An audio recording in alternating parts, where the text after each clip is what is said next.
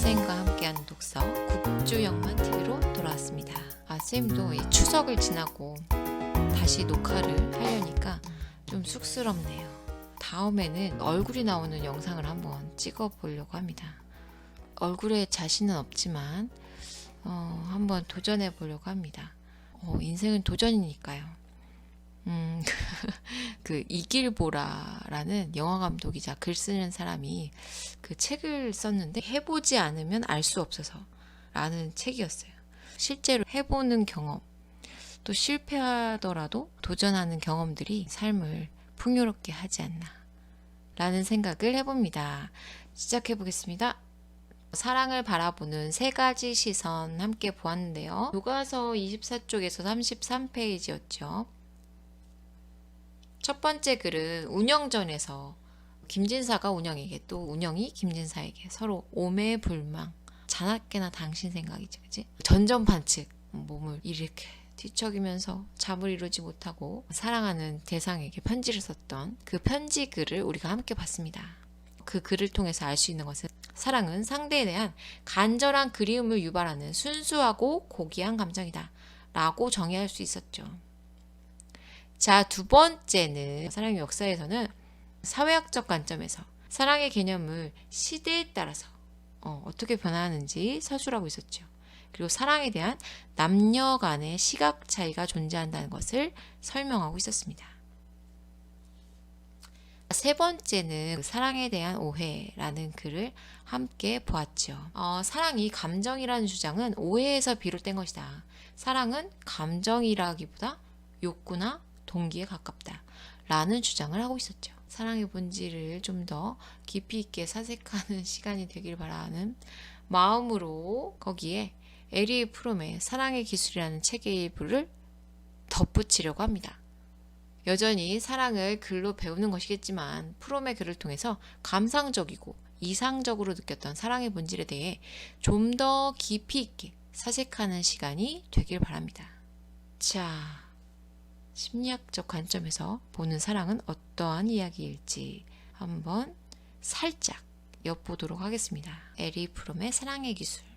표지가 예쁘죠.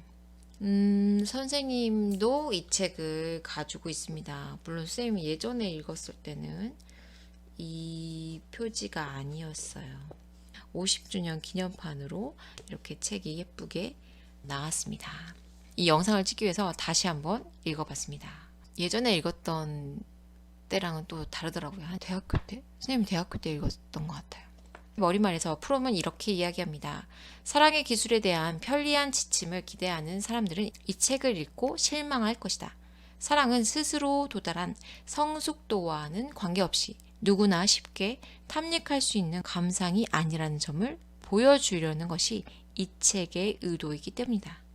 프롬은 이 책에서 어떤 인간이 그 사랑을 하는 것은 천부적인 능력이 아니라 훈련과 어떤 인내의 과정으로 습득되는 그런 능력으로 보았어요.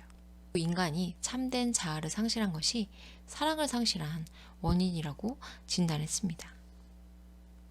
자, 에리 프롬이 어떤 사람인지 잠깐 살펴보면 에리 프롬은 1900년 독일 프랑크푸르트에서 출생했습니다. 이후에 1934년 미국으로 이주해서 예일대학, 뉴헤이븐대학, 뉴욕대학, 미시건 대학에서 강의를 했죠. 사회심리학자이자 정신분석학자로 유명합니다. 저서로는 자유로부터의 도피, 이 책 사랑의 기술, 인간의 마음, 소유냐 존재냐 이런 유명한 저서들이 남아있습니다. 사랑은 수동적인 감정이 아니라 활동이다. 사랑은 참여하는 것이지 빠지는 것이 아니다. 가장 일반적인 방식으로 사랑의 능동적인 성격을 말한다면 사랑은 본래 주는 것이지 받는 것이 아니라고 설명할 수 있다. 프롬이 제시하는 이론이 반드시 다 옳다거나 모두 최선이라고 할 수는 없지만 현대를 살아가는 우리에게 사랑이 추상적인 문제나 개념이 아니고 현실적이고 구체적인 행동에 의한 능동적인 활동임을 생각해 보게 합니다. 보호, 책임, 존경, 지식은 성숙한 인간, 곧 자신의 힘을 생산적으로 발휘하고 스스로 일한 결과만을 차지하려고 하고 전지전능이라는 자아도취적인 꿈을 포기하고 오직 순수한 생산적 활동에 의해서만 획득할 수 있는 내적 힘의 바탕을 둔 겸손을 터득한 사람에게만 찾아볼 수 있는 일련의 태도이다. 문장이 좀 길죠? 개인의 성숙도가 어떤 사랑을 이행할 수 있는 능력과 이어진다 라는 이야기를 하고 있어요. 그리고 사랑하는 능력 없이 감정에만 호소하는 사랑은 그 내면의 성찰 없이 욕구만을 자극하기 때문에 자신과 상대를 상품화하거나 물질화할 수 있다고 경계했죠. 이 드라마가 생각났습니다. 제목이 인상적이었어요. 사이코지만 괜찮아. 물론 이 드라마에서는 서로의 어떤 그 상처와 아픔을 드러내고 치유하는 어떤 과정이 그려져 있던 걸로 기억합니다. 근데 정말 현실에서 내 남자친구가 또는 내 남편이 사이코라면 정말 괜찮을까? 앞에서 얘기했지만 프롬은 어떻게 사랑해야 하는가를 배우고 싶다면 다른 기술의 습득과 마찬가지로 이론적 지식도 필요하고 또 실천의 기술도 필요하다고 주장합니다. 세상에 쉬운 게 없습니다.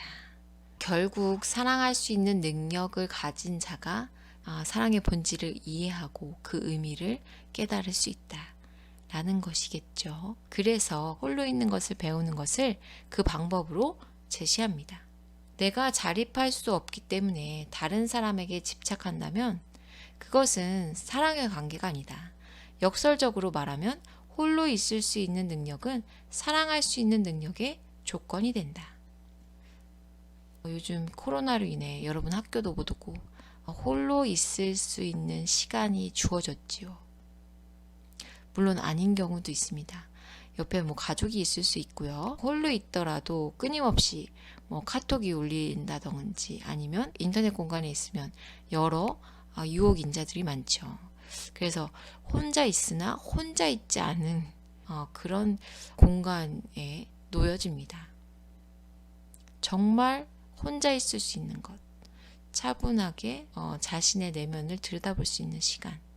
어쩌면 그것이 현대인에게 정말 필요한 시간이라는 생각이 듭니다. 자신의 내면을 깊이 있게 들여다볼 수 있는 것은 자기 자신을 사랑하고 또 이웃을 사랑할 수 있는 길이 되기도 합니다.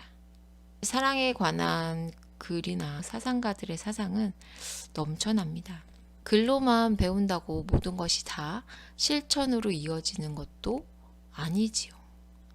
그럼에도 불구하고 사랑의 결핍, 또 사회의 이런 처참한 모습들을 보면 누구나 그 사랑의 필요성을 절감합니다. 그리하여서 맹자의 사단 중에 하나죠. 측은지심, 어려움에 처한 사람을 애초롭게 여기는 마음.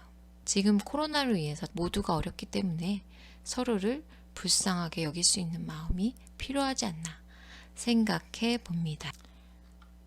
사랑의 기술의 전문을 읽어보면 좋겠지만 그럴 만한 여유가 없겠죠. 그래서 책의 일부를 발췌해서 올립니다. 이어지는 강의에서 첨부한 내용을 꼭 읽어보시기 바랍니다. 비록 사랑을 글로 배우지만 이후에 지속적이고 부단한 내면의 성찰을 통해 자신만의 철학을 담은 사랑을 완성해 가길 바랍니다. 자, 오늘은 여기까지 할게요. 다음 시간에 만나요. 안녕. 짠!